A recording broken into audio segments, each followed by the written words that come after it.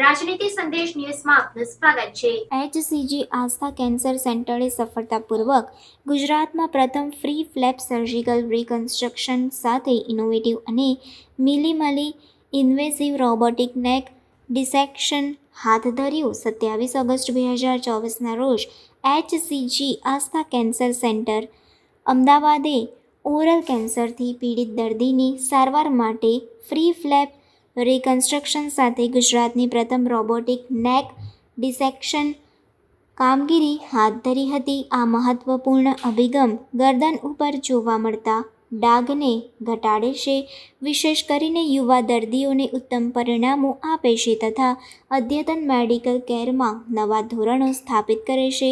અગ્રણી robotic head and neck and endoscopic skull base surgeon doctor Nitin શર્માના નેતૃત્વ અને તેમની કુશળ સ્પેશિયાલિસ્ટની ટીમ સાથે આ સીમાચિહ્ન HCGની મેડિકલ ઇનોવેશન અને ઉત્કૃષ્ટ પેશન્ટ કેર પ્રત્યેની કટિબદ્ધતા દર્શાવે છે। અમદાવાદના 36 વર્ષીય જતીનને જ્યારે ઓરલ કેન્સર હોવાનું નિદાન થયું ત્યારે તેમને પડકારજનક અને પીડાજનક અનુભવનો સામનો કરવો પડ્યો। તેઓ નિયમિત રૂપે અને ક્યારેય સાજા ન થતા અલ્સરનો સામનો કરી રહ્યા હતા તેમજ ગળવામાં વધુ મુશ્કેલી અનુભવતા તેમણે તબીબી સહાયતા લેવી પડી। તેમના દૈનિક જીવનમાં અગવડતા અને સમસ્યાઓ વધુ હતી તથા તેમને એવા ઉકેલની આશા હતી કે તેમને રાહત આપી શકે અને તેમના દૈનિક જીવનની ગુણવત્તા ફરીથી લાવી શકે। અનિતા એક નર્સિંગની વિદ્યાર્થિની છે, જ્યારે તેમના પિતાને જમણા નીચલા જડબાનું કેન્સર હોવાનું નિદાન થયું ત્યારે તેમણે સુનિશ્ચિત કરવાનો દ્રઢ નિશ્ચય કર્યો કે સર્જરી બાદ તેમના પિતાનો આત્મવિશ્વાસ અને દેખાવ જળવાઈ રહે। આ જ પ્રકારે 46 વર્ષીય દીપાબેનએ ઓરલ કેન્સરની સર્જરી કરાવી હતી। તેમણે તેમના બીજા કેન્સરની સારવારમાં ચહેરા ઉપર નિશાન ટાળવાનો પ્રયાસ કર્યો હતો। બંને દર્દીઓએ કેન્સરના નિદાન સાથે ભાવનાત્મક અને શારીરિક પડકારનો સામનો કર્યો, જેમાં સમયસર મેડિકલ હસ્તક્ષેપ અને કાળજીપૂર્વકની સારવારની મહત્વતા વધુ છે। HCG Aastha cancer centre Ahmedabad ખાતે તેમના ઉપર ફ્રી ફ્લેમ રિકન્સ્ટ્રક્શન સાથે રોબોટિક નેક ડિસેક્શન કેન્સરના ટિશ્યુને સચોટ રીતે દૂર કરીને અસરગ્રસ્ત જગ્યાને રિકન્સ્ટ્રક્ટ કરવા માટે શરીરના બીજા હિસ્સાના ટિશ્યુથી તેને બદલવાની સર્જિકલ પ્રક્રિયા, જેનાથી લઘુત્તમ નિશાન રહે છે। આ સારવારથી તેમને અદ્યતન દેખભાળ પ્રદાન કરવાની સાથે સાથે તેમને અનુકૂળ માહોલ પણ મળી રહ્યો, જેનાથી તેમની ચિંતાઓ દૂર થઈ તથા તેમને રિકવરીના પડકારજનક સમયમાં આગળ વધવાનું માર્ગદર્શન પણ મળ્યું। HCG Aastha cancer centre Ahmedabad ખાતે robotic head and neck and endoscopic skull base surgeon doctor Nitin શર્માએ જણાવ્યું હતું કે હવે ઓરલ કેન્સર માત્ર વૃદ્ધો સુધી સીમિત નથી અને હવે ઘણા યુવા, સામાજિક અને પ્રોફેશનલ રીતે સક્રિય દર્દીઓ પણ સર્જરી બાદ પણ પહેલા જેવા દેખાવની આશા રાખે છે। જેમ ડૉક્ટર ધનુષ્ય ગોહિલે ભાર મૂક્યો તેમ કોસ્મેટિક ઓન્કોલોજી ઉભરતું ક્ષેત્ર છે, જે સર્જરી બાદ દેખાવ અને કાર્યાત્મક બંને પાસાઓને ધ્યાનમાં રાખે છે, જેનાથી દર્દીઓ તેમના જીવનની પહેલાંની ગુણવત્તાને પુનઃ મેળવી શકે। રોબોટિક્સ, ફ્રી ફ્લેપ અને ઓન્કો ડેન્ટિસ્ટ્રીના એકીકરણથી આ ક્ષેત્રમાં ક્રાંતિ આવી છે, જે ખૂબ જ ઓછી વધારાના ખર્ચ સાથે નોંધપાત્ર લાભો પ્રદાન કરે છે। ડૉક્ટર કૌસ્તુભ પટેલ અને ડૉક્ટર દુષ્યંત માંડલિકે જણાવ્યું હતું કે HCG Aastha care centre Ahmedabad ખાતે head and neck surgery department પશ્ચિમ ભારતમાં સૌથી અદ્યતન સેન્ટર પૈકીનું એક છે, જે વાર્ષિક 1800થી વધુ સર્જરી કરે છે। તેમાં અદ્યતન રોબોટિક સર્જરી, ફ્રી ફ્લેપ પ્રક્રિયાઓ અને એન્ડોસ્કોપિક સ્કલ બેઝ સર્જરીઓ સામેલ છે. આ મહત્વપૂર્ણ સર્જરી સફળતાપૂર્વક હાથ ધરવામાં ગુજરાતમાં પ્રથમ હોવાનો અમને ગર્વ છે, જે મેડિકલ ઇનોવેશન પ્રત્યેની અમારી કટિબદ્ધતા દર્શાવે છે.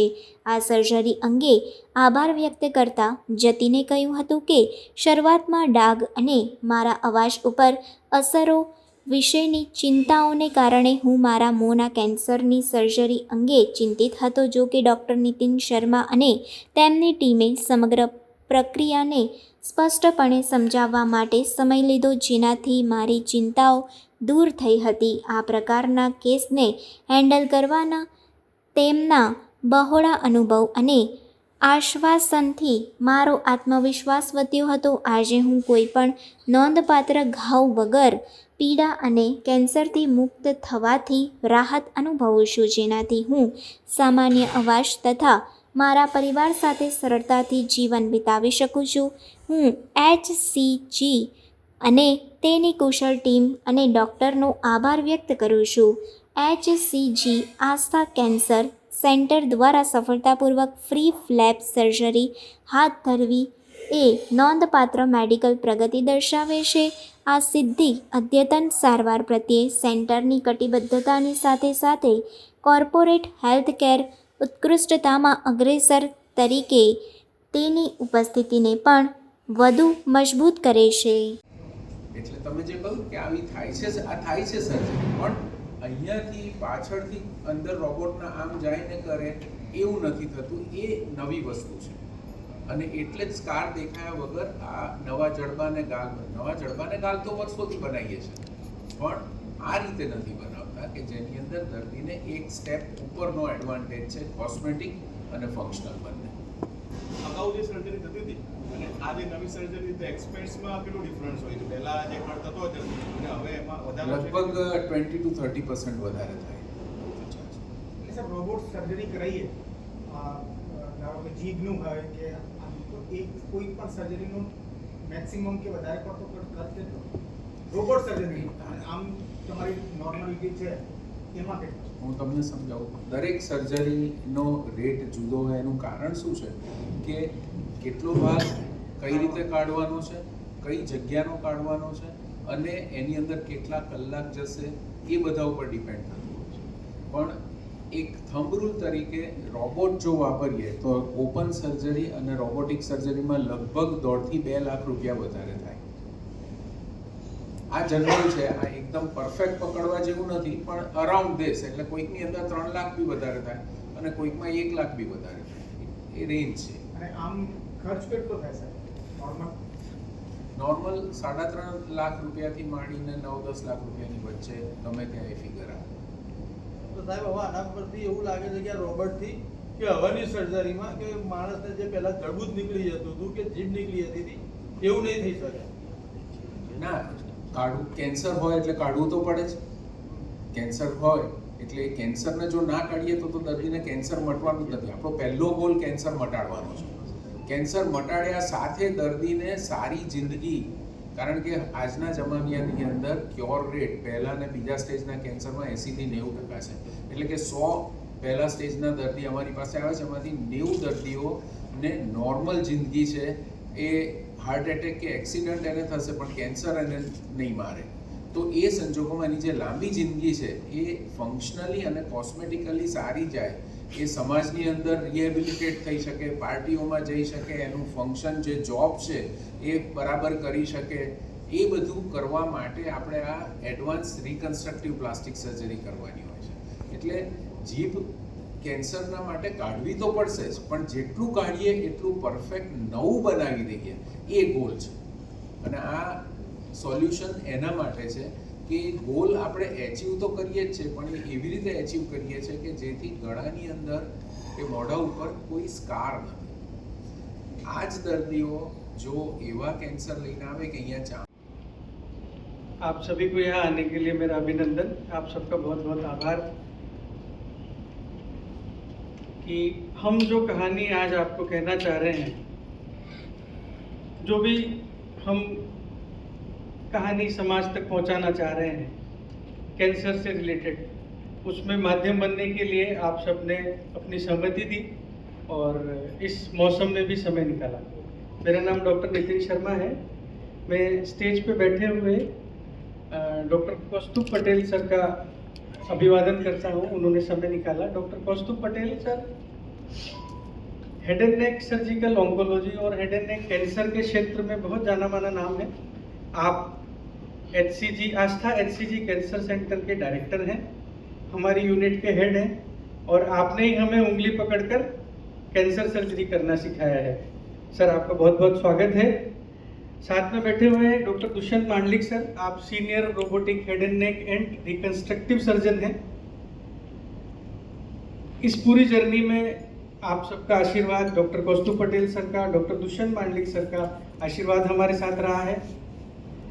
एक अन्य हमारे साथी हैं डॉक्टर धनुष्य गोहिल, आप और बोलता है साहब मुझे डॉक्टर साहब मुझे जुबान में कैंसर है, जीभ का कैंसर है, आपको मेरा इलाज करना है।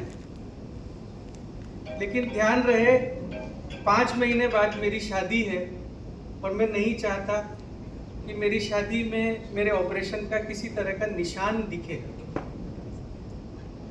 आप क्या करेंगे? एक और कल्पना मैं आपको करने को कहता हूँ। जब कोई 40-45 साल का नौजवान ही कहेंगे आपके ओपीडी में आया, वो आपसे कहता है डॉक्टर साहब આપણે મોઢાની પ્લાસ્ટિક સર્જરી જેને કહીએ છીએ એને રિકન્સ્ટ્રક્ટિવ સર્જરી પણ કહે છે. રિકન્સ્ટ્રક્ટિવ એટલે જે કાઢ્યું છે એને નવું બનાવવું.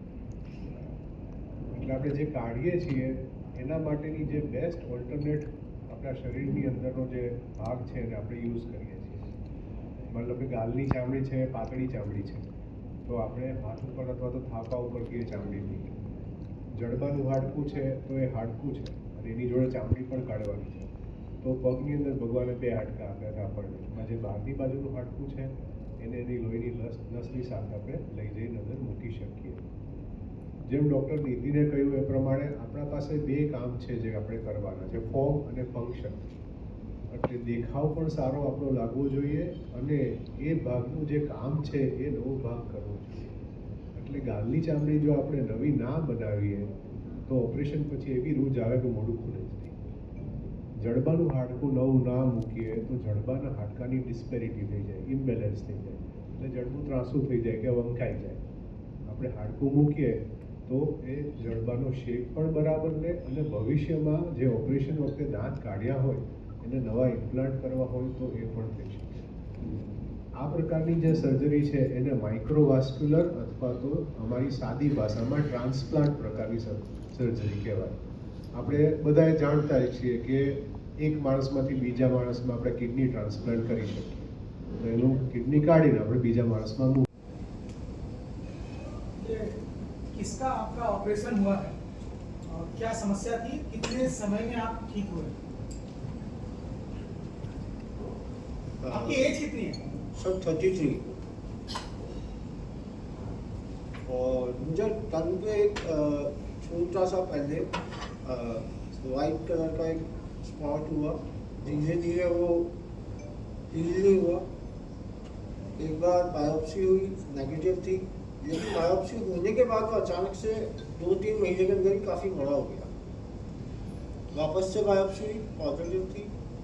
उसके बाद मैं सर के पास आया और ऑब्वियसली मैं बहुत डरा हुआ था, बट आई फील गुड कि ऑपरेशन भी हो गया. अब मैं फील अच्छा कर रहा हूँ, ठीक है. और ये जो बताया सर ने पीछे से किया है, फेस पे माता रानी दबाएगी, देखिए. कितना टाइम लगा हील होने में या हील होने में? तो आपको जो सेकंड जो स्टेज था, सेकंड बायोप्सी कराई, उससे लेकर आज की स्थिति? सर सेकंड बायोप्सी के नेक्स्ट डे हम लोग अहमदाबाद आ गए थे. और કારણે મારું ઓપરેશન ડૉક્ટર નીતિન શર્માએ કર્યું. મને પહેલાં 7 વર્ષથી મસાલા બંધ કરી દીધા, પાન મસાલા ખાવાના.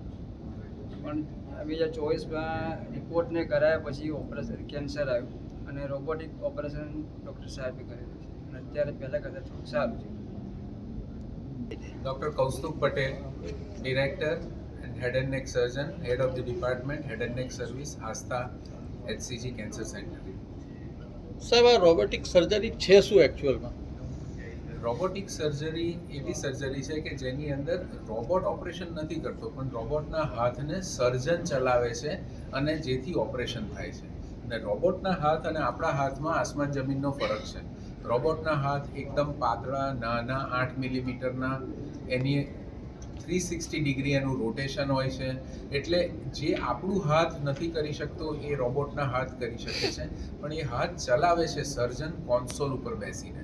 એટલે મારી આંગળીઓની મૂવમેન્ટ હોય એ પ્રમાણે રોબોટના હાથ મોઢાની અંદરથી ગળાની અંદર એ પ્રમાણે ફરે અને ઓપરેશન કરે. એટલે એને અમારી લેંગ્વેજમાં એક માસ્ટર સ્લેવ ટેકનોલોજી કહેવાય છે, કે જે રોબોટ ઇઝ અ સ્લેવ, જે માસ્ટર ઇઝ અ સર્જન.